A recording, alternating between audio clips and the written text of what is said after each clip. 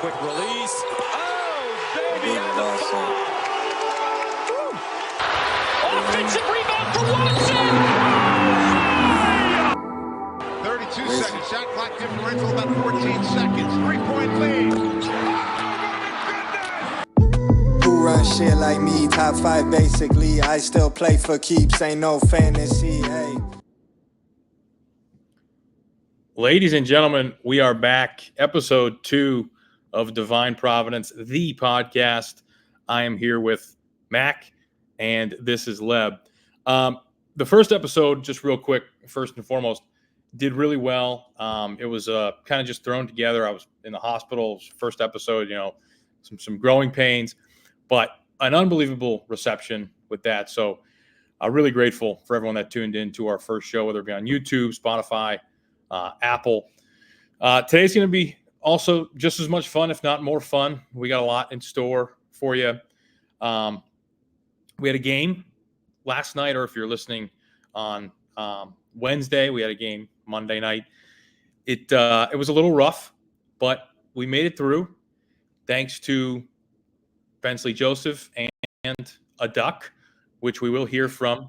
Not Bensley Joseph, the duck, later on the show. Mac, how'd you feel about the game last night? I was about to go into cardiac arrest at the thought of the Friars losing a bye game. I was probably holding my breath for the first 35 minutes of the game. But then you look down and you see the famous duck down in the student section, and it just seemed like everything turned around. Yeah, it was, man, I mean, you just talk about, that's just kind of how it is in Friartown, right? It doesn't take much. Mm-hmm. It doesn't really, none of it really ever makes sense. We always find a way, and this time it was a literal duck. And if you don't know what I'm talking about, then either this is maybe your first time listening, or you were under a rock. But there was a duck in the arena last night, and it did make its way to the student section. Once the duck did make its way to the student section, the game, the energy in the building had completely flipped. It was about 35 seconds. The crowd was chanting, duck, duck, duck. It was electric. It was absolutely awesome. And the content that ensued after it, I mean, there was a lot. And we're going to get to that. We'll definitely interview the Mr. Duck guy, which I know a lot of you guys have been looking forward to. In terms of the game, though, I mean, I know it was a tough game. Anything that stood out to you? I have a lot of thoughts, but anything that stood out to you on the court throughout the game that, good, bad, a lot of ugly? Yeah, I mean, definitely a lot of ugly. A lot stood out to me. Definitely have a lot of thoughts. But most of them are relatively ugly. Obviously, like, beginning of the season, you bring in, I think there's 7 guys on the roster that didn't play last year for the Friars. And, it's basic coach talk when it's kind of like, give the guys some time, they'll find their groove. But this, I think, was to just like the furthest degree of guys trying to find their groove, and it made for some entertaining TV a little too early in the season. Yeah, it was entertaining, and it did feel good to be back at the dunk, sweating out games. It made you feel human, but like I don't want to feel that human yet. I want to feel a little less human. I want to feel like we're sailing this point in the season, and we're certainly not. I mean, last night was eye-opening in a lot of ways. There's there's a guy on the team. He's 7'2". He doesn't know how to jump. He doesn't have any court vision, and he was a very, very big black spot on the team. And I'm rooting for him. I think he's got a great basketball body. I think he has obvious basketball talent. But you're talking about a situation where this isn't just exemplifying not being a Big East player last night. It was borderline being a Division I player, in my opinion. And I know that's harsh, and I try to be as positive about the team as possible. And I think this team is going to be totally fine. But I can't sit here and not talk about Kreist's performance, because it was really hard to watch. And I hope he figures it out. That's he has all my support, but that was really tough. That was really tough to watch. Yeah, I mean, so full transparency, I was fully prepared to come on this show 2 days ago before the game had been played out with a super hot take regarding Krista Sandico. It was going to be a scorching hot take that people were probably not going to like, but I was naively, blindly high on Krista Sandico coming into the year. Mm-hmm. He's built like a brick shit house. Yeah. He's 7'2". He's just built like a bully, and he can shoot. Yeah. I was fully prepared to drop a hot take tonight, and then I saw how the game went. And I would have just looked like a total dumbass if I came out here and dropped my take that I had. I'm gonna keep it in the clip, but I need to see it on the court first. But like you said, it was the court vision. It was just he looked lost out there, and I know there were talks about his conditioning coming into the season. Obviously, he's a bigger dude. Like he's pretty built. Like I said, built like a brick shit house. But right. he looked slow. He looked lost, and I can't give up on the dude because I said going into the year, this is my guy. This was the Friar, like just based off vibes that I'm gonna ride with. So I'm gonna ride with Kreist. I'm not giving up on Kreist, and if anyone is out on Kreist after one game, saddle up because he's here to stay. No, yeah, hey, I like it, and you certainly weren't alone with the take of maybe him being potentially even like all Big East second team, something of the other. He's got a great basketball body, and he's had some success. Again, this is not going to be like a podcast where we're going to be bashing college kids. We're just not going to do it. And but we also are going to be honest. And I think anyone that watched the game last night would agree that it was a rough debut. But on the other hand, you have a guy, Bensley Joseph, who, I mean, we want to talk about the Duck saving the game, but without Bensley Joseph, you don't win that game. And Jaden Pierre, obviously, I'm a big fan of Pierre. Think he's going to have a good year. Seemed like he was hurt. Rich Barron was, pretty much a nothing. Those are two guys that you're going to have to rely on without Bryce Hopkins. But Bensley Joseph stepped up huge. So are you excited now more about Joseph than any of the other transfers?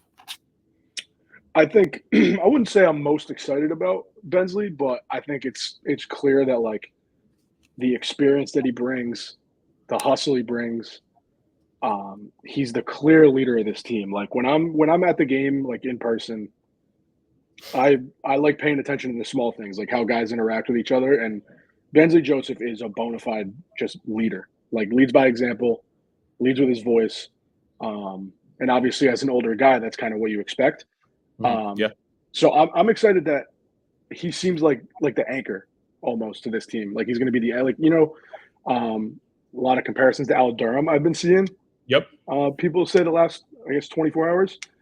I guess not necessarily the closer, but I think he's the anchor to this team. Yeah.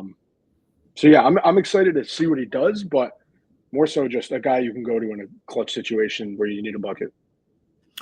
For sure. Yeah. I think Al is a pretty good comparison. He's very quick.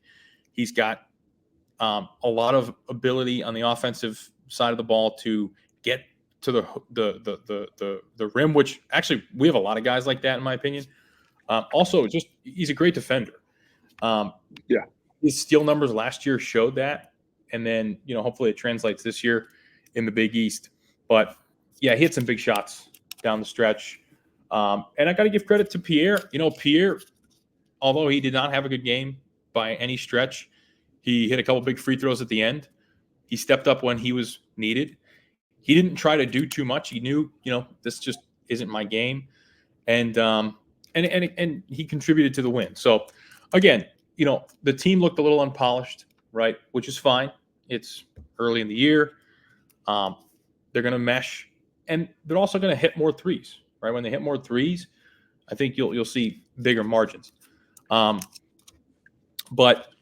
other than that, just happy to get out of there with a win because I honestly was afraid that they weren't for a little while. Yeah, I was worried we were going to be the butt of the joke for all of Big East Twitter. I was just going to have to scroll through and just see just Providence me. You know what I mean? My question: you mentioned a lot of the threes, and obviously the threes weren't falling last night. Mm-hmm. What do you think about the almost Missoula Ball-esque style of offense? Because I don't know. I don't remember us shooting that many threes last year. I guess they go 8 for 32 last night. Yeah. What are your thoughts on? I don't know. What are your thoughts on the Missoula Ball thing? Obviously, when it's not working, but yeah. So I mean, bottom line is 3-point shooting is great, but it's one of the reasons why I'm not as big of a fan of the NBA as I am the college game, because I don't like just watching guys pull up from three and then, take a contested 3-point shot. It's not really basketball to me. Obviously in the NBA, it works a little bit more because these guys are the most talented basketball players in the world. When you take that and put it in the college game, now you got a situation where you're going to see a lot of bricks. And last night, first game of the season, right, where maybe the guys are a little unpolished, the crowd isn't maybe as into it. You got guys trying to figure out their roles.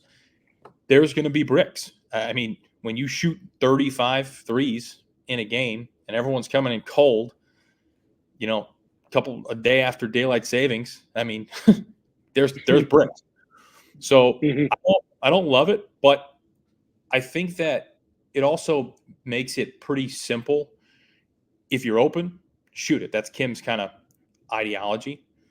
But you also don't have Devin Carter anymore. So like Devin Carter, the great thing about him was he could take a contested three and you would feel good about it. Do you feel like they have anyone on the team now that with a guy in his face that he could knock down a three? I mean, like I said earlier, there's 7 new guys, so it's very, very new. First time we're seeing a lot of these guys. Yeah. Shout out Ween Wednesday, by the way, a little cameo from Yep. the pup. Yeah. But you got 7 new guys. It's tough.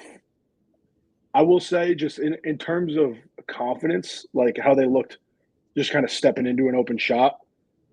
I like the way Jabri looked last night. I like the way even Justin Fernandez looked last night. I'm not sure how good of a shooter he will be, or if he's even known for that, and that's even in his repertoire. But he looked confident stepping into shots. Bensley obviously proved it. So, I mean, I guess it's just a small sample size of bad basketball that we got, and it's obviously natural to overreact. But I do think just Kim knew what he lacked, and he went to get guys that can shoot. Obviously, cold night, but I don't know. I think Jabri is going to be that guy where I'm like, okay, anytime he has the ball in his hands, if he's over half court, like I feel comfortable. Yeah, kind of like a Noah Vonleh. I'm not Noah Vonleh. Fucking the dude from Florida we had. He committed to PC and then he decommitted. Whatever. It'll come to me. But no, I mean, I think Jabri is definitely going to be your go-to. You need an open bucket. You need a transition three. Get him open on the wing. Get him open in the corner. Kind of like what you thought you had from Ticket Gaines last year, but just, I mean, he was just a little more inconsistent. But yeah, I mean, it's who knows? I mean, we'll definitely see. The bright spot though, the Duck. So that's the game, thankfully. And the images from Barstool and everyone with Manchita holding up the Duck, or whoever that was holding up the Duck, that went viral was absolutely awesome. And I did get a chance to sit down with Justin, is his name, and he told me a little bit about the Duck and the origin story. So I'd like to share that with you guys. It's about 7 or so minutes. So we'll play that now, and we'll see you on the other side. Lucky Ducky. We started winning. Yeah, all right, so I am very pumped now to be joined by Justin, viral sensation, Dawny the Duck. Justin, thanks for coming on. So, how are you feeling after your Ducks debut at the Friars game last night? I'm feeling good, man. As soon as we hit the floor, we changed the game. Lucky Ducky. We started winning. Yeah, for sure. Definitely, it definitely changed the vibe. It probably got him a win. So tell me a little bit about your backstory, how this all started. You know, like what's the deal? Well, I got the duck at Tractor Supply for $7. I was on my way there to get some dog food for my friend. I seen a bucket full of little ducklings. Asked them how much. They said $7. I was, oh my God, I'm not leaving the store without one. I always wanted a duck since I was a kid. So then, as soon as I got the duck, I immediately threw jewelry on him. That's his trademark. Threw some jewelry on him. Nicknamed him Duck Sauce, even though his name is Dawny. And we just been on a great adventure ever since. I got him registered as a service duck, and wherever I go, he goes. He's happy. That's incredible. Well, obviously, you're bringing a lot of joy to people. The kids loved it. The crowd loved it last night. I did see something on Twitter about like a children's book. Is that something that you're looking at? Yes, I'm working on a children's book right now. It's going to be called How Dawn Found His Quack.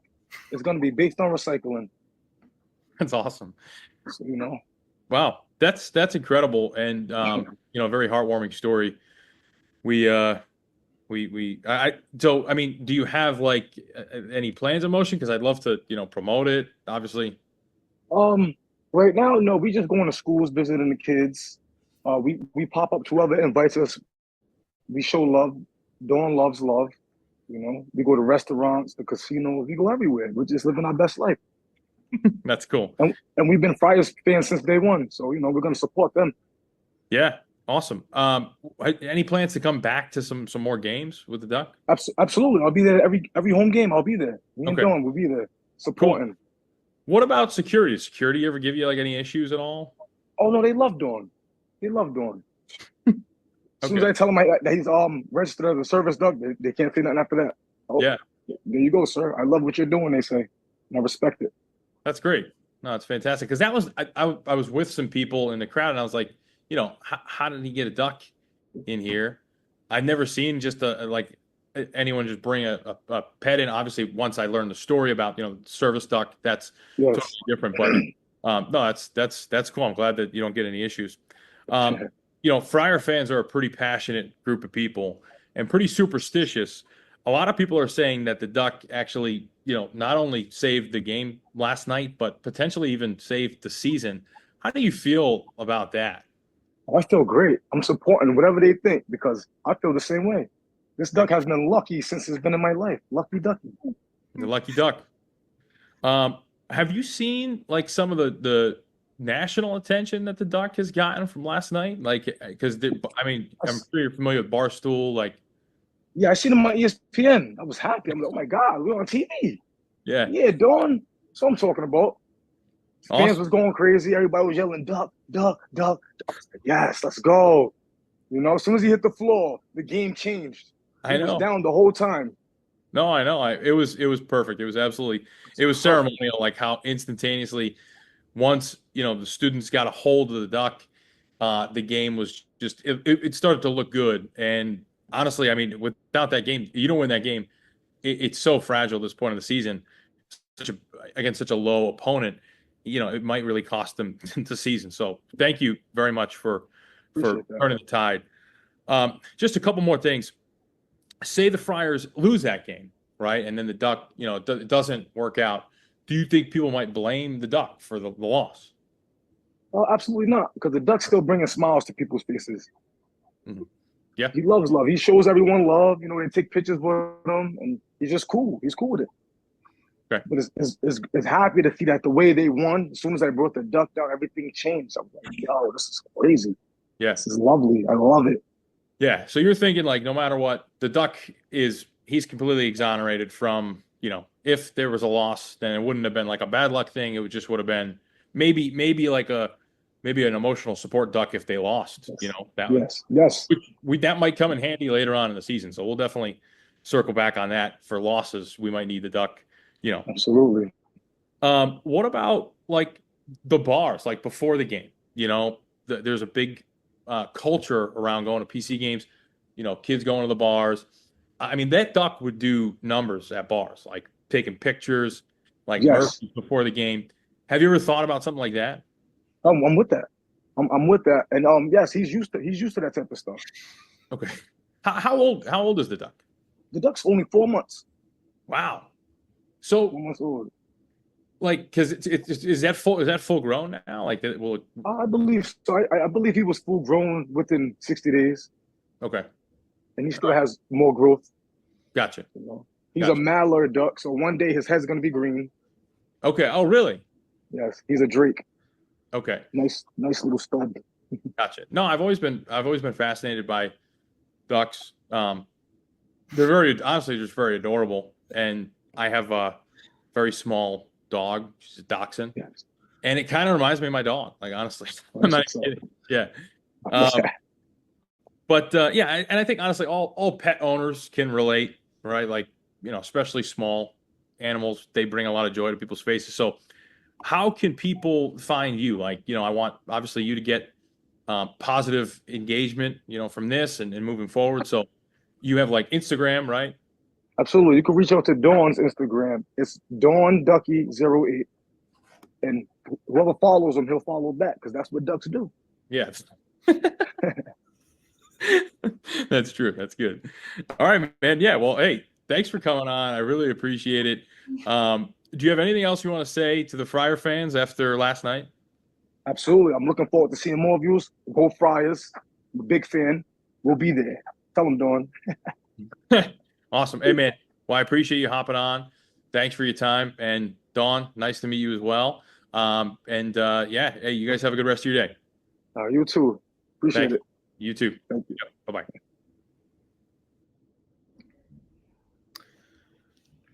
So, yeah, so that was Justin. I mean, come on. He's a great guy. Loved his energy, loved his passion. And, you know, I've not done all that many interviews, so I'm still a beginner, but he made it really easy for me. You know, like he didn't beat around the bush too much, you know, like, so it was a great time. I love talking to him, and cool story. I mean, cool story about the duck.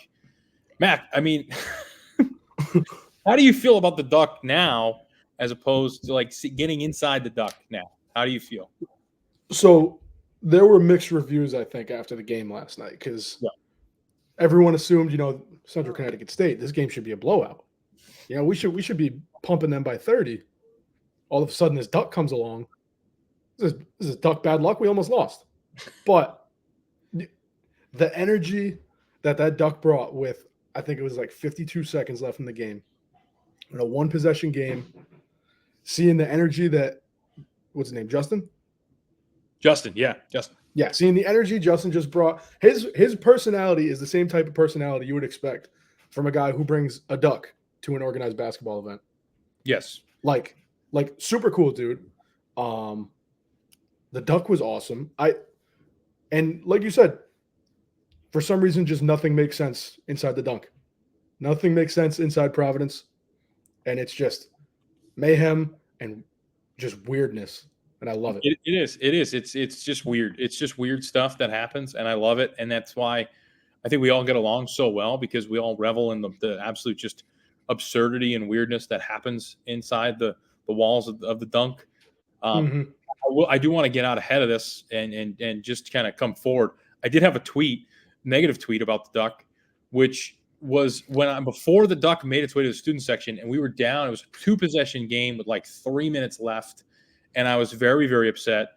And, you know, I tweeted, the season is on the line and fans are worried about a duck. I want that duck out now. Okay. I'll come forward and I will say that, listen, you know, I was a little quick to judge the duck. Yeah. And obviously we did get a question Will Leb be issuing a public apology? So here it is. So this is the apology. The Duck is totally good in my eyes, obviously. And it did completely turn the whole season around as far as I'm concerned. So yeah, public apology issued toward the Duck, toward the fans, toward everyone. Also, I did, have multiple tweets, really being positive about the Duck. Had we lost the game, though, that's the only thing I do disagree with Justin. Was had we lost the game, then I'm not hot on the Duck. I'm pretty pissed at the Duck actually if we lose the game because it's all of a sudden I've been going there my whole life. All of a sudden there's a Duck. It's the worst loss of maybe my fandom, and maybe I'm a little mad at the Duck, a little resentment toward the Duck, but so yeah, just wanted to get out ahead of that and address that. So I do apologize to Dawny the Duck. Yeah. Also, I assume we're going to get to the questions later, but that one just felt good timing. I probably jumped the gun, but shout out to Ed Croswell's burner for that question. Just perfect timing that it lined up right there. But yeah, it's good to see that you've turned the corner since I guess it was a knee-jerk reaction about the Duck. But I mean, Justin seems like a cool enough guy, and if the Friars are 1-0, I mean, numbers don't lie. No, yeah, absolutely. And listen, I wasn't the only one. There was not to throw anyone else under the bus, but good friend of the show, Gansett Guzzler, was also against the Duck when we were losing. And I think that it was just people were just mad. And I think people will look for any reason, for people to use a justification as to why we lose. And I've actually been in that situation. I was, where the Duck was last year. Some people blame me for the Villanova game. I mean, it is what it is. It's not the Ducks' fault, but people just need to blame something, and that's totally fine. So I think that's a good segue. We can probably get to – we do have some calls and some questions. So, Mac, you can kind of lead however you want to play these here. We got some good ones lined up. So, yeah. I guess after yesterday's heart attack of a game, I think this is a fitting question. This one comes from Rob Reinhart. Hey, y'all. It's Rob Reinhart here. Longtime listener, first-time caller. I'm just wondering how y'all feel going into the beginning of this season, because I know that Providence has a lot of injured guys in their roster and are going to need a lot of bench players to kind of step up. I know Bryce Hopkins is not expected back until probably November. So I'm just wondering how y'all feel about that, if you're comfortable kind of entering this season riding on the bench. Yeah, so I don't know if I want to chalk it up to injuries or not last night, because obviously this question came before the season had started, so more than 24 hours ago. I'm obviously worried about Bryce. Bryce clearly makes a huge impact for the Friars on both sides of the floor. But even just relaying it back to last night, it didn't look like we had a slew of injuries by any means. I think it was just a big gaping hole that was Bryce Hopkins that we're missing.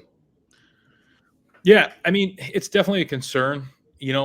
I think that more so the injuries, I think it's going to be the guys that are healthy need to mesh. And last night, I think that's what you saw.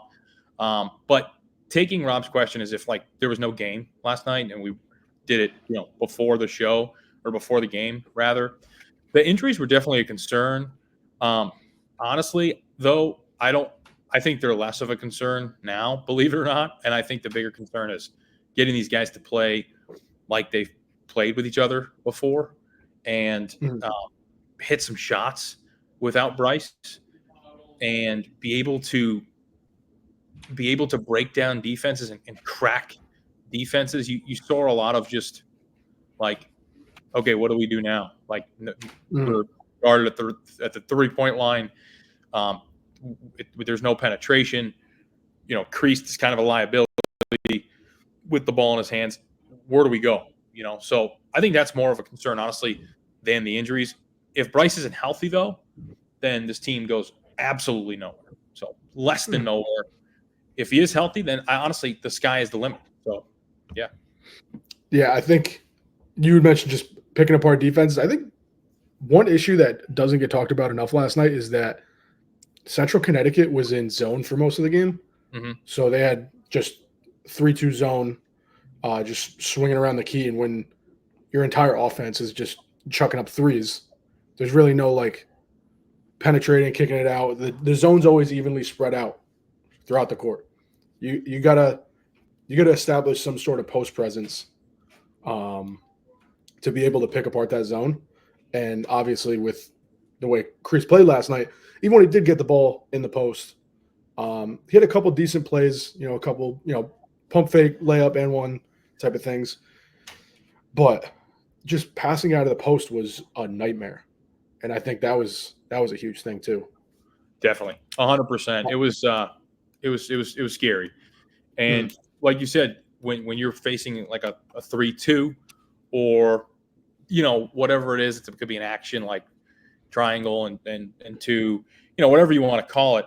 But if you're not getting that inside outside, if you don't have a guy that is reliable down low for you to move the ball and kind of be almost like a field general, if you will, then you're not going to be able to break that defense by just this, this brand of basketball that you play, which is you have athletes and you have shooters, but I mean, that doesn't get you always open shots. So, yeah, definitely concerned. Did you have anything else to add there before we move on to the next one? Sorry. Yeah, no, just one other thing I wanted to add. You talked about kind of playing inside out, and I'm never one to, live in the past, glory days of Friars basketball or whatever. But the one thing as far as passing out of the post is that's exactly what Josh Oduro did. Josh Oduro was that guy who could pass out of the post. If they're running a zone and Oduro's babying a guy in the post, that those defenders have to crash. And then when you have a great passer out of the post like Oduro, that leaves shooters wide open. So and then Kreist, obviously, much as I love the dude, like I said, I'm going to ride with him, but he looked like the antithesis of that last night. Like it was just the exact opposite of graceful passing out of the post. Yeah, I mean, like the last night, I'm so glad you brought up Oduro because I had like this flashback, and like time is kind of a flat circle, especially in sports. Like history repeats itself. And I remember in 2013, the year the Red Sox won the World Series, it was April, it was like a cold April day. And I was, at the game, and the Red Sox brought in Joel Hanrahan, who was a closer. And they just let Papelbon walk like not too long ago. And it was really like, damn, like, you took him for granted, but it was like the right move kind of because he was a little older. And Joel Hanrahan gave up like a, ninth inning 3-run home run to Manny Machado. And at that point, I was like, I had the same feeling. I was like, damn, like I really missed Jonathan Papelbon. I took him for granted. I had the same exact feeling last night when like you saw Kreist like not be able to handle a basketball. And it's like Josh Oduro, like I'm not saying he's the most talented basketball player we've ever had, but man, like he was nails. Like he never let you down, and he took care of the ball, and he was going to at least get a good shot. His footwork, he jumped, he used his body. Like he was almost the exact opposite of Kreist, at least was last night. And it really, really, really made you miss him. And guys like, Kadeem Batts, things like that, like just sure-handed guys that you can get the ball in to in the low post or even, the elbow and know it's going to like be taken care of. And that was not Kreist last night at all. Yeah. I think you mentioned almost taking guys for granted, being like, oh, I wish I kind of appreciated it while he was still here. I think that's my thing that's the only downside I think I have with grad transfers, because Oduro came in, he went, and he was great. Yeah. And not that many people realized it until late February, early March. So like guys like Bensley Joseph, Wes Cardette, Jabri, like these guys, as much as we're going to fall in love with these dudes, no Diddy, over the course of the next 4 or 5 months, they only have 4 or 5 months in these jerseys. Right. So definitely like don't take these guys for granted, because these could be fan favorites like an Al Durham where you only get them for 1 year. But I think that kind of leads into this next question here. This is from PC Martburner. And he asked, is Kreese not who we thought he was? I know it's early in first game, so tough to get going, but was a little bit concerning. Sorry, I'm doing my best Tyler Kolek impression here. But I think Kreese, he's young, man. Like I said earlier, he's a big body. He can stretch the floor. Obviously, what we saw from him last night was abysmal. I'm still going to ride with the dude. But this is one of those guys where you have him for 3 times longer than you would a Josh Oduro or an Al Durham or a Bensley Joseph for that matter. Like, this guy's going to be a Friar for a long time in terms of the college world. Like, and he has all the talent in the world. I think as fans, we gotta show that support because he's not going anywhere and he's got a hell of a lot of potential. Yeah, and I mean, I feel bad because now this has pretty much just been like a Kreese to go, just kind of a shit talk fest, and I certainly don't want it to be that way because he has so much time to figure it out and prove that he is a good player. But bottom line is, his question was, is Kreese not who we thought he was? And I think that's very, very fair after one game to say 100% no. And that doesn't mean that he won't be. It doesn't mean that he won't have plenty of opportunities to turn the tide and be that guy the rest of the year and the rest of his career here. But right now, no, he is not that guy. He is not, what I was kind of picturing was more of a rim protector, an anchor in the middle, kind of Carson DeRozier's type. Someone who will block you some shots, get you some rebounds, and command the middle of the floor. Kreese seemed a little more like, face up, kind of just a little slower. Again, not going to say anything more bad about him, but I would say, he's not the guy that we thought he was for sure. So I guess we're going to kind of back off Kreese a little bit here. What are your thoughts on, because obviously Kim was playing with rotations last night. We saw so many different lineup combinations. One thing that was weird to me and kind of stuck out was Oswin got the start, I believe, but only played 12 minutes. What do you make of that? Yeah, I think that it's kind of like I don't know if it's trying to just get Oswin in the rhythm of, hey, we want you to be a starter. This is your job if you want it. Maybe when the game gets a little tougher, we want to take you out. I think that Oswin is a better player right now than Kreese, but he, believe it or not, probably is less polished, which is crazy. But I did not hate what I saw out of Oswin last night. I think he's going to have a pretty good year, a pretty productive year. Same thing. I'd like for him to be a little tougher with the ball. And I don't know if it was about Kim trying to find the right rotation and the right combination, more so than just trying to just kind of get everyone an even amount of time, so to speak. I mean, Kreese played more than he should have, but I'm not really sure that Oswin would have been more useful in certain instances. So I would honestly like to ask Kim genuinely, what was the reason for kind of letting Kreese go a little more as opposed to bringing Oswin back for maybe 20 minutes. Yeah, no, I totally agree. Were there any rotations you liked last night? Like any lineups out there that that it just felt right and you saw it play out on the court? Well, I mean, I like the idea of, they needed a spark, right? And they were playing flat. And anytime you need a spark, I think go small, go fast.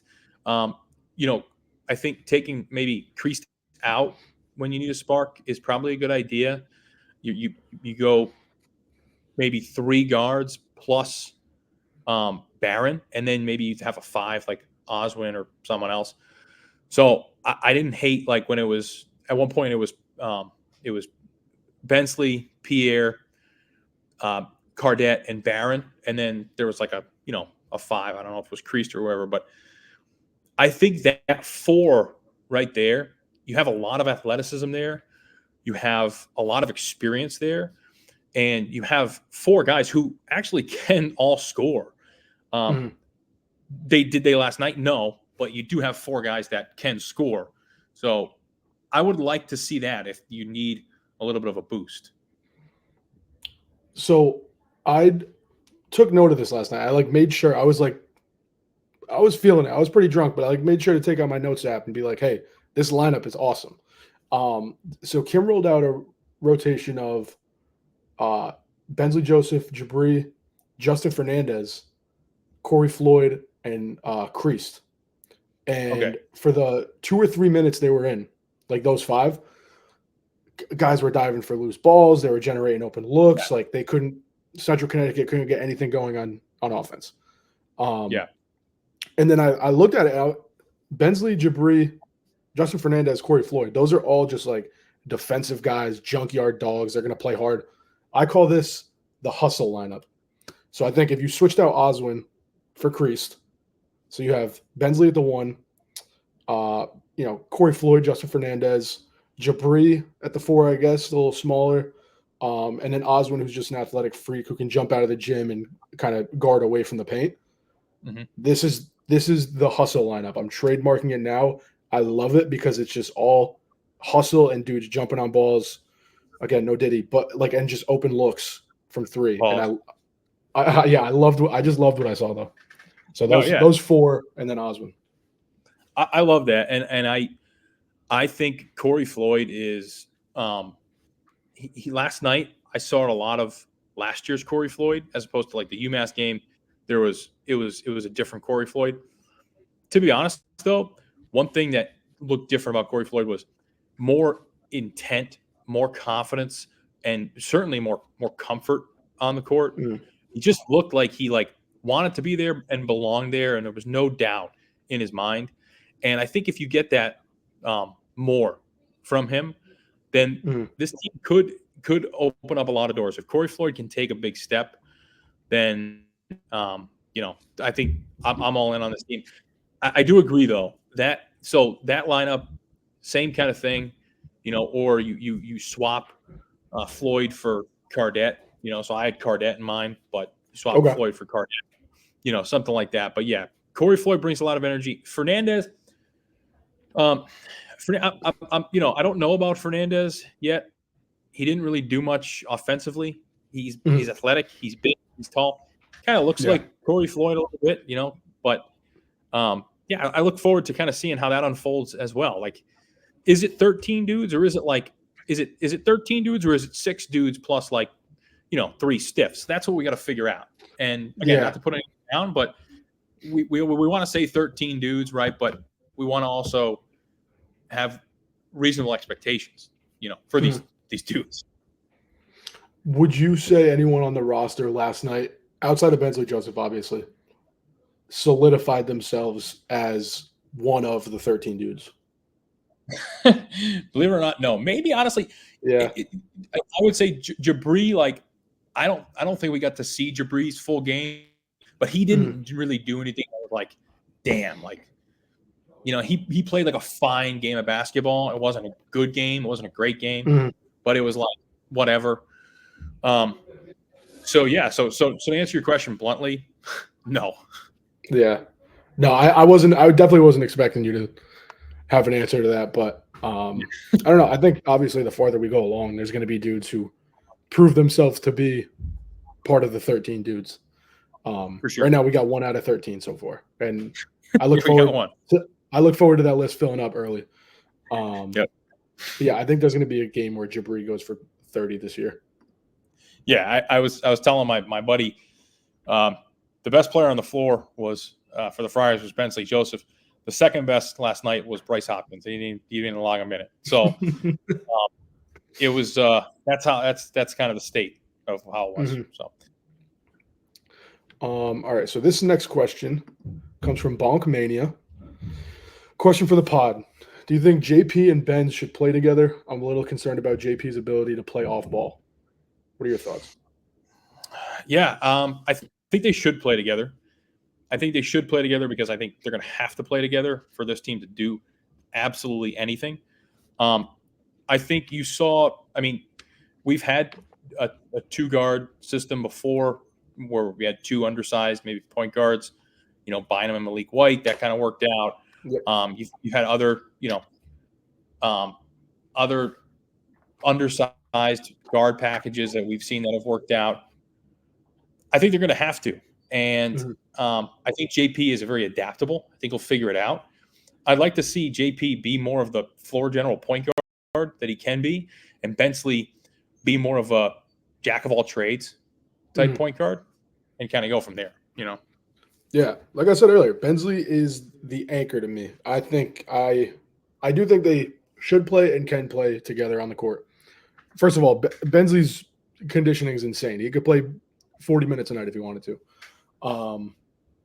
But honestly, coming into the season, I was a proponent of Jaden Pierre playing off the ball. I know last year, I don't know if it was like the sophomore yips or just like kind of how he operates on the court, but like he did have a little bit of a turnover problem last year, if I'm not mistaken. But as far as like catch and shoot, the dude was knocked down at the end of last year. So I totally love the idea of Bensley being the dominant ball guard, and if JP has to come off a screen or something and just in catch and shoot situations. And I think on the defensive end, they're both too quick. They're freaking jackrabbits. Like they're both too quick to not work in some sort of rotations where they're both on the court. So I'm totally confident in them operating together. Yeah, I think it should be fine. Again, like I said, I mean, there's some situations on the team where it's like, it's going to have to be that way or else we're screwed. Like that's it. Yeah. And then I guess this kind of goes hand in hand with what we've been talking about for a little bit. This one's from Extra Cheddar. Hello, fellas. Can't wrap my head around how little confidence and poise the Friar team showed last night offensively. Who do you think is the X factor besides Benz to help them get everything back on track? I mean, yeah, good question. I think the easy answer, honestly, for me would either be Corey Floyd or Wesley Cardette, figuring out you need a wing scorer who can be your go-to guy. Like you lose Devin Carter, right? That's who you go to for a bucket. You can't rely on Bensley Joseph for a bucket. You need someone who can be that guy, because you got to also rely on Bensley to facilitate that at times. So, I think it's got to be either Cardette or Floyd. Rich Barron, I'd like to say Rich Barron. I don't know if he's really in that conversation yet offensively. I think Floyd and Cardette are polished enough where they can be the X factor if they really, turn it on. Yeah, I'd say definitely Cardette because, I mean, all we heard about in the offseason was, this dude hung 30 on Northwestern. He was a 20-point per game scorer. And I think that's coming. I think we're going to see it. Like, second half last night, you saw shades of what he can do. I think he got a little more confident. I think Cardette's going to have to be that guy to step up. But there's also other dudes. If you told me you were from the future, 3-4 months from now, and a guy like Jaden Pierre stepped up and became just like this alpha dog, and you had this two-headed monster in your backcourt, or Jabri Abdur-Rahim just became this knockdown shooter. Obviously, Bryce coming back is going to make a difference, but I think if we get the Wes Cardette that we believe we can get, and the one you saw at Chicago State, like I think he would be the guy who would make the biggest difference. Because he's such a wild card too. Like he's such an anomaly coming from Chicago State. He was recruited as a top 60, top 75 kid. He's just such a wild card where it's like Pandora's box. I mean, he could, for all we know, he could end up averaging 20 points a game this year in the Big East, which would be nuts and would make PC. I mean, worst case, like a 8 seed in March, like very worst case scenario in my opinion. Yeah, no, he's obviously a very polarizing player. I mean, the ceiling is very high. I'm afraid that the floor is unfortunately a little low or lower than we thought. But I'm not necessarily worried about that. Early in the game, like the first half, I was like texting, my group chats, like, World Wide West, like this is not what we need. But I think he kind of redeemed himself a little bit. He showed some glimpses of being able to get to the hoop. Him and Corey Floyd can get to the hoop. Can they finish? Yeah. Well, it's especially Corey. Like Corey's so good at getting to the rim, and then sometimes he'll just kind of throw up a really crazy layup, and it's like, man, you did the hard part, son. Like if I could get to the rim like that, man. I mean, if I get to the rim like that, I probably would also throw up a dog shit layup. But like he's got all the intangibles and all the ability. He just needs to all put it together. And someone reminded me last night that Corey Floyd really is also pretty young. So he came out really, really young. So I got some hope for him. We're just gonna have to see. Yeah, I just think the UMass game set might have set unrealistic expectations for Corey Floyd. Possibly. Very possible. What I mean? Like, I don't know. He had a great game, but maybe, and this isn't supposed to be a knock on Corey Floyd, because I do think he's a valuable part of the team. Obviously, plays a great role. But like, were people going into the game expecting Corey Floyd to score 18 points and hit 5 threes? Like, yeah, no, that's my thing. Yeah, I know, and you're right. You're absolutely right. So I agree. Hopefully he can, put together a good year. I'm still confident, but yeah. All right. So now that we're done shitting on the Friars and being depressed, yep. we're gonna look ahead to Saturday. Who do we have? Is it Stonehill? We have Stonehill. Do we have a couple more? We have a couple more recordings, right? Yep. Yeah, we were gonna move on to the more lighthearted ones. Definitely wanted to move away from the paranoia and all that stuff. So this one comes from Infantry Friar.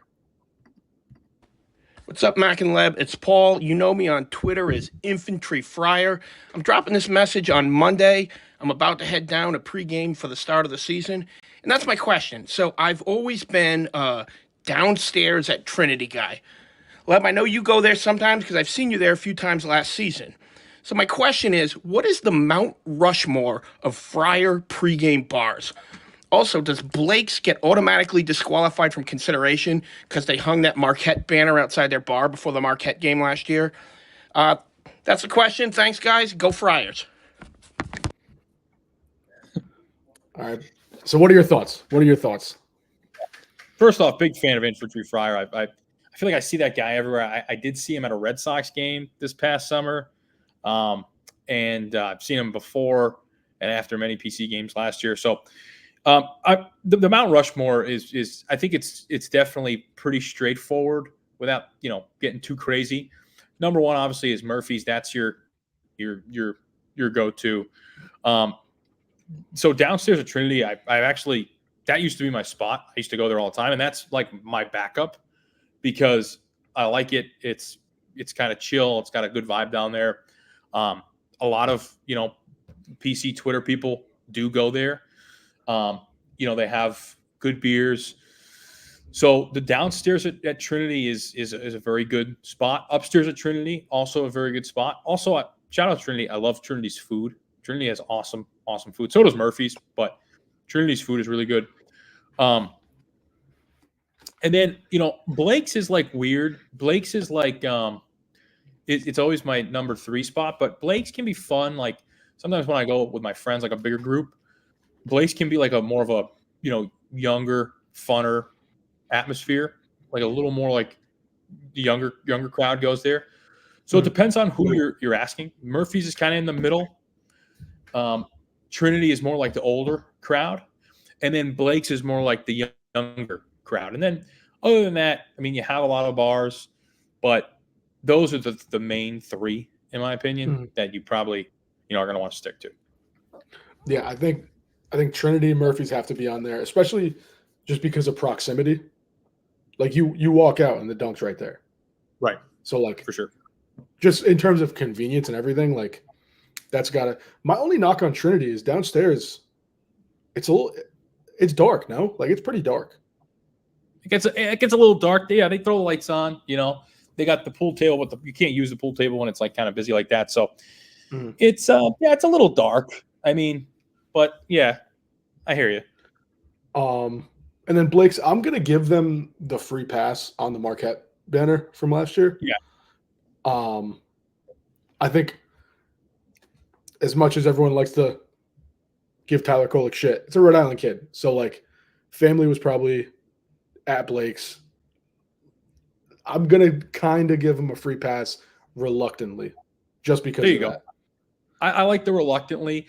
I'm not going to give him a free pass for the Marquette banner, but I'm not going to also hold it against them. Like that's a strike.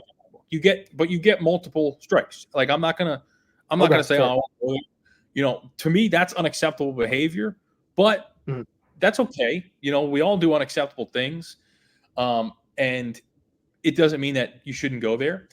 But yeah, I mean this just means more than basketball. You can't be doing that. Can't be hanging. Like if it was Central Connecticut, right? And they're in town and they were trying to, whatever, have a good time. That's fine. It's not a rival. It's not an in-conference opponent. It's not a huge game. But, Marquette, no, I don't like that. But you know what? We'll give them a pass. Well, we'll give them a strike. One strike, which is fine. Yep.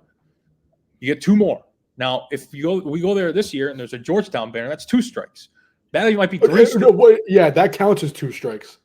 There you go. If it's Georgetown. That could be two. You're right. Yeah, I just want to throw it out there. This is a pro Blake's Tavern program. Yeah. However, there is a strike on the board. There is a strike. Yeah, one strike. We just ask, be better. We love your establishment. Yeah. It's on the Mount Rushmore. Just be better.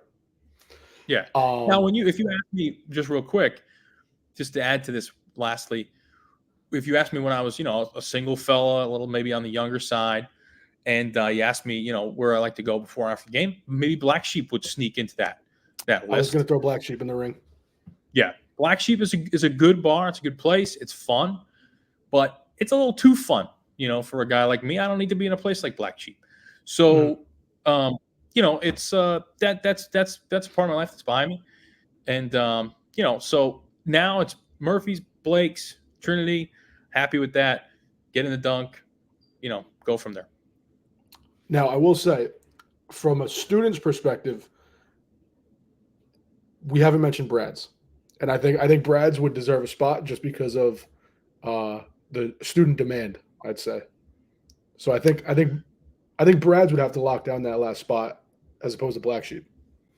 Well, I like so Brad's has to be on the list whenever you're talking about PC bars, but it's not really a pregame spot. It's not close to the arena. Okay. I mean, PC bars, you got, shout out Brad's, shout out JJ Foley's Cafe in Boston.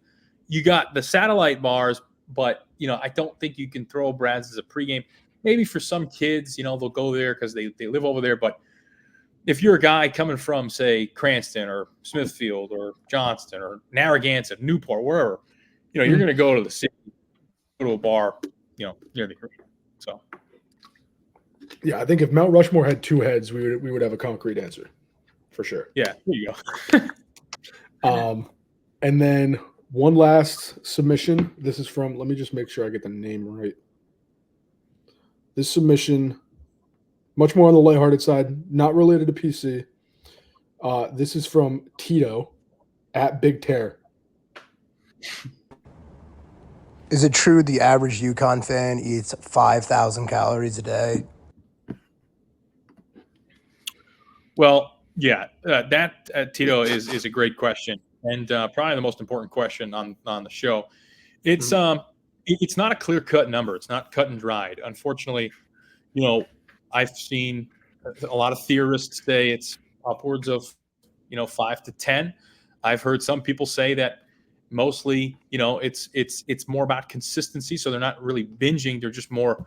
It's every day. It's a solid 35 to 5,500 calorie intake for the average UConn fan. So, yeah, I mean, there is truth to that, but ultimately I think that It really varies on a multitude of factors. How close you are to a Frank Pepe's, is number one. Of course.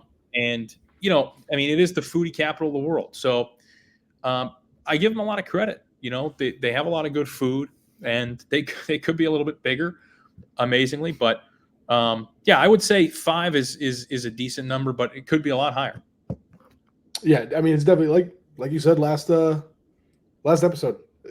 UConn fans know nothing about moderation, so there's a lot of variance on a good day. If they're being strict about what they put in their body and they're good about their diets, low end is probably around 4,000. But you catch them on a UConn game day or something, and you're hitting the strip in Hartford and just going restaurant to restaurant. Friar fans go bar hopping. UConn fans go restaurant hopping. And I think there's clear levels to that. So low end, 4,000. High end, who knows? I don't even know if that's trackable. Yeah, I think. Listen, I would say we could get into the MyFitnessPal accounts of the UConn fans, but I'd be hard pressed to find that they have it downloaded. So yeah, like I said, we've been working with a lot of actuarials and a lot of theorists who think the number is probably a lot higher than that. But when we get some concrete answers on it, we'll definitely report back in. UConn tailgates. UConn football is big now, right? And tailgates. Big 12 ready. They're big. They are Big 12 ready. Yes, they're going to be in the huge 12, but football tailgates is all about eating, right? And you're right, Friar fans, we don't make it a huge point to eat before the games, for whatever reason. And they, UConn fans, obviously they do, and it's a different ball game there. If we get a football team, maybe someday, there'll be more food consumed at the pregames. Nothing close to the obese 12 ready UConn Huskies. No, obese 12. Yeah, but that's all we have for call-ins. Anything else from you, Leb? No, just want to say appreciate all the call-ins and the questions. You guys are great. Send your calls. I got a couple voice memos that were sent to me that on my phone that I didn't get a chance to throw in there, so we'll throw them in there next time. All great stuff. It doesn't necessarily need to be a question. It can just be, some comments. Just want to hear, your voice, hear your side. So, yeah. Other than that, looking ahead to the next game. So we got Stonehill on the docket. That is Saturday, correct? Yes, Saturday at 7. 7, I believe. Okay. Cool. Yeah. So, I don't think we have to do a prediction for this game. I think we're both going to predict that we're going to win. If we don't, then what are we doing here? But anything you would like to see. Is Dawn definitely going to be in the building? Well, he said he's going to be at every home game, but I don't know. I think we'll have to see. I like to catch up with Dawn if he is in the arena. Maybe do a little quick in-person interview. Maybe we'll get a picture with him. For sure. Anything you would like to see out of the team this game coming up? One thing I would love to see is, and I don't think we touched on it really, is turning defense into offense. I think we did a bad job at that last night. Okay. The defense, I think, looked solid. For most of the game, I think the defense looked formidable and like a respectable Big East defense, like the Friars we know and love under Kim English. The issue was after a rebound or a turnover, guys weren't looking up. Like it was just you'd get a big momentum swing, whether it's a steal, a board, a block, whatever. And then you have a fast break opportunity, and it's just let's just throw it up and hope someone's there. I'd like to see defense, and I think that's honestly a reason why the energy wasn't entirely there, I guess, last night. I was happy with the turnout. I think there were times where the energy was lower than I think it should have been. but that's how you get energy in the building, is like a stop and score, fast break into points. Like, I would just like to see them turn defense and offense a little more. No, I agree. You need the energy. I mean, the attendance wise was good, 9,200 or whatever for the first game of the season against Central Connecticut. And, I'm totally fine with that. I mean, if we're probably going to end up averaging this year between non-conference and conference play over 11,000, over at least 10,500, which is fantastic for, the Providence Friars. I mean, it's unbelievable. During Big East, we'll sell out. Every game we sell out. Anyone who says 100%. We don't, it's just not looking at the numbies. I think that's a really good point. Offense and defense is always going to be one of those things, or defense and offense is always going to be one of those things that is just an instant, energy boost and can really people going. Yeah, it does. And it makes you control the game too, because now you're dominating on both sides of the floor and you're calling the shots. And there was none of that last night. They didn't control the game until the 35-second mark, like where they had, they had Central Connecticut playing the way they wanted them to play. Whereas the rest of the whole game was just the Friars playing from a situation of just looking like uncomfortable and, not cohesive, and just kind of just a little herky-jerky. So I think that's a good goal against Stonehill. Hopefully my goal, whatever it is, I hope they win by over 15 points, because you can't have these close games because you slip in these rankings. I mean, they fell 12 spots in Ken Palm last night. Not the end of the world, but not good. And need that not to happen against these teams. That's why you have these bye games, so you can blow them out. So, So we won't give a prediction as far as end result or score. Give me one name who gets added to the list of who gets crowned one of the 13 dudes after Saturday. Another dude will come forward rather. And I think that the second dude is going to be Rich Barron. I think that he is due for a moment, and I think that he's going to kind of settle in, hit some elbow shots. I'm thinking 12 points out of Dickie B, maybe 7 or 8 rebounds, and then a few assists, just a kind of complete game of basketball. I think he'll be dude number 2, and then you'll have 2 dudes, and then you got 11 to go. So, and then we do have just one last thing. So, weekly segment that we are implementing, one that I love that friend of the program, Mookie Kramer, does, and it's your weekly ins and outs. So what's in, what's out for the week. So he's going to send these to me every week, and we're going to run through them. And eventually, maybe someday, he's going to come on here and do it himself. Once maybe we can get a little voice changer. He's a very high-profile figure, so we're working on that. But so we got drinking on Sundays, naturally. Cheating on the golf course. Friars race to 10. Yep, Friars race to 10. We are due. I'm actually not sure what that means. Corey Floyd Jr. and his whole family. Shout out the Floyds and Conflicted. Great family, great guy. Getting girls' numbers and never texting again. Can't relate to that one, but naturally. My girlfriend is sitting next smiling and laughing. But and then lastly here, men's bathrooms having pics of rockets above the urinals. Yeah, I mean, as a guy with kidney disease who really can't pee all that great, not to be TMI, this is great. This really gets things moving down there. So we got out. Freddie Freeman and his veneers. Don't agree with that as a Red Sox fan. Freddie Freeman saved my life.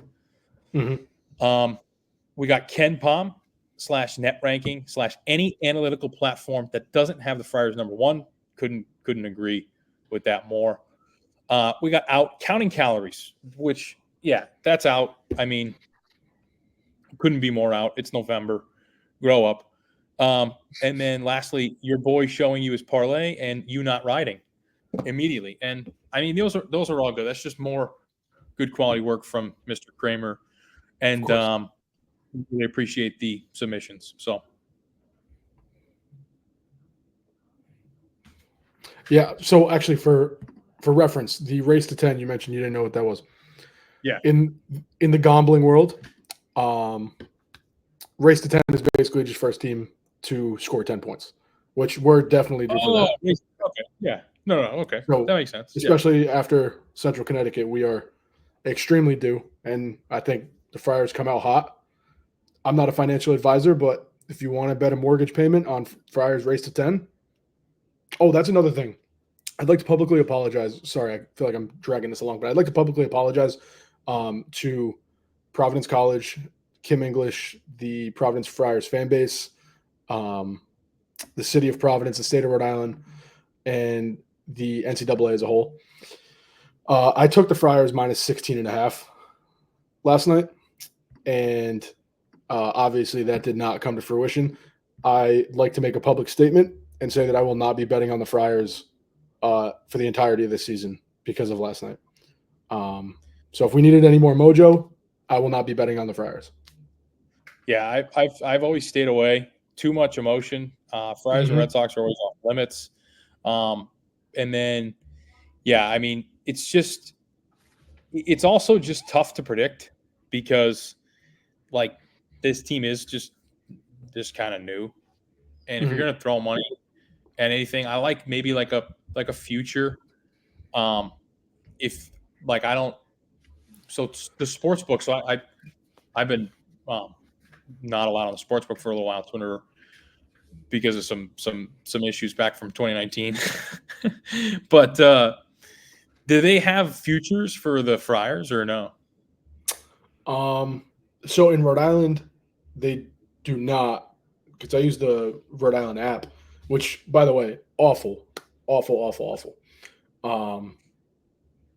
So I use DraftKings, and you can't bet on a college team in the state that you're in. So luckily, I'm right on the Massachusetts border. So I'll just drive over into Mass and bet on the Friars, but not anymore. Got to separate the mind and the heart. Gotcha. Yeah, no, I hear you. Yeah, I don't touch the Friars or the Red Sox, but yeah, I agree. That makes sense. Other than that, I think that pretty much wraps it up. Unless you have anything else. Friars by 1 million, and yeah, let's get a second dude. Maybe a third. Yeah, let's get a second dude. 100% second dude.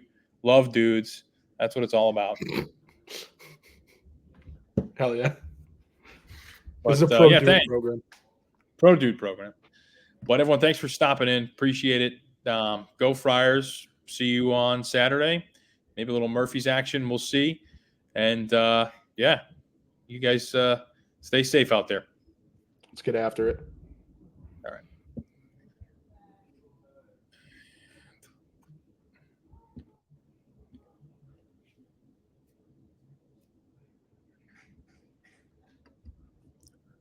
Hit end. I think it's ended.